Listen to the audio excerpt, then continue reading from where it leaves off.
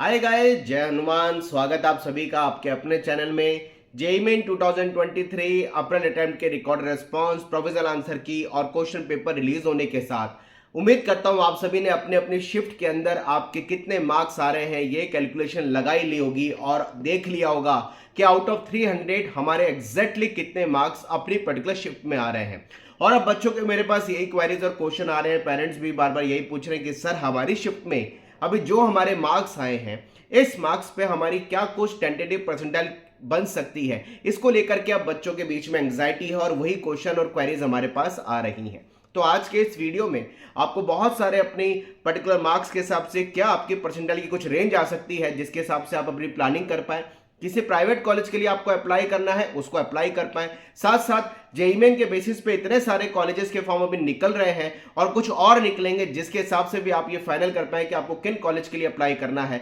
और कैसे आपको अपना आगे का सारा आगे सिस्टम बैठाना है। तो आज के इस वीडियो में सबसे पहले एक बात मैं कहना चाहता हूं, क्योंकि पेपर में हमने जो अप्रैल में भी खासकर देखा कि पेपर का जो डिफिकल्टी लेवल था,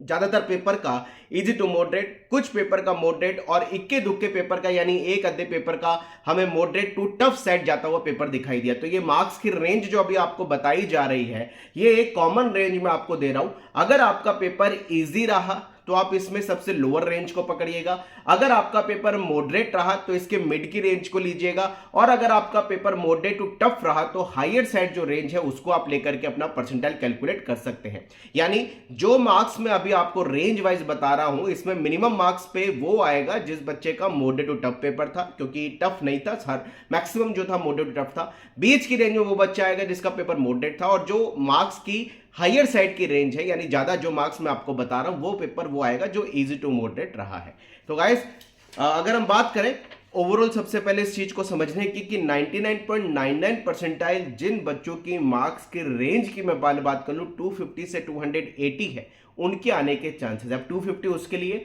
जिसका पेपर मॉडरेट टू टफ रहा, 252 के बाद 260 270 उसके लिए जिसका पेपर मॉडरेट रहा, 280 इसके लिए जिसका पेपर इजी टू मॉडरेट रहा। क्योंकि टफ साइड नहीं था इसलिए मैं तीन कैटेगराइज बेसिस पे आपको समझाने की कोशिश कर रहा हूं। 99.7 परसेंटाइल जिस बच्चे का 250 से 220 के बीच में मार्क्स आ रहा है, 250 वापस रिपीट करूंगा, जिस बच्चे का इजी टू मॉडरेट रहा मार्क्स पेपर में लेवल के हिसाब से, और जिस बच्चे का मॉडरेट रहा उसका 240 230 मार्क्स पे, और जिसका पेपर इजी साइड ना होकर के मॉडरेट टू टफ रहा उसका 220 मार्क्स पे आने के चांसेस हैं। 99.5 परसेंटाइल 220 से 200 मार्क्स के बीच में आने की संभावना है। 99 परसेंटाइल 200 से 180 मार्क्स, 98 परसेंटाइल 180 से 160 मार्क्स, 97 परसेंटाइल 160 से 165 मार्क्स, 97 परसेंटाइल 160 से 155 मार्क्स, सॉरी 96 परसेंटाइल 155 से 140 मार्क्स, यानी 155 मार्क्स उसके लिए जिसका पेपर इजी टू मॉडरेट रहा, 145 मार्क्स उसके लिए जिसका पेपर मॉडरेट रहा, 140 मार्क्स उसके लिए जिसका paper moderate to tough side गया उसके लिए 96 परसेंटाइल आ सकती है। 95 परसेंटाइल 140 से 130 मार्क्स पे, 94 परसेंटाइल 130 से 120 मार्क्स पे, 93 परसेंटाइल 120 से 110 मार्क्स पे आने की पॉसिबिलिटी है। 92 परसेंटाइल 110 से 100 मार्क्स के बीच में आने के चांसेस है। 91 परसेंटाइल जिस बच्चे का 100 से 90 मार्क्स के बीच में आ रहा है उसके 91 के आसपास आने की संभावना है। 90 परसेंटाइल जिस बच्चे का 90 से 95, इसको मैं 85 से 95 भी कुछ कह सकता हूं, आने की संभावना है जिस बच्चे के 90 मार्क्स आ रहे हैं। जैसा मैंने इनिशियली आपको बताया कि जो पेपर का डिफिकल्टी लेवल है वो इस बार मॉडरेट टू टफ दिखा, इजी टू मॉडरेट दिखा, मॉडरेट दिखा, लेकिन मॉडरेट टू टफ एक या दो पेपर में मैक्सिमम नहीं रहा है। ज्यादातर पेपर के अंदर पेपर का difficulty level easy to moderate और मॉडरेट मैक्सिमम नहीं रहा है। तो ये मार्क्स की रेंज में हायर साइड, लोअर साइड और बीच की रेंज में आप इजी टू मॉडरेट, मॉडरेट और मॉडरेट टू टफ लेकर के अपने पेपर का जो भी आपने एनालाइज किया था,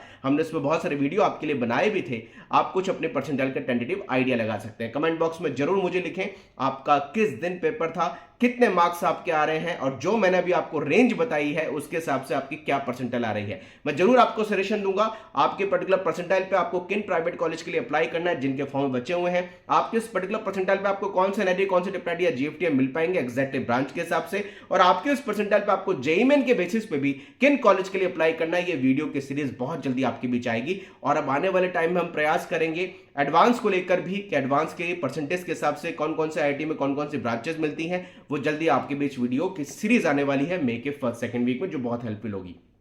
wish you all the best. हमारे साथ जुड़े रहें, चैनल पर नए हैं जरूर सब्सक्राइब कर लें, क्योंकि बहुत सारी यहाँ पर आपको कैलकुलेटिव और ऑथेंटिक प्रिसाइज वे में सारी इंफॉर्मेशन मिलती रहेगी। जय हनुमान, बाय बाय।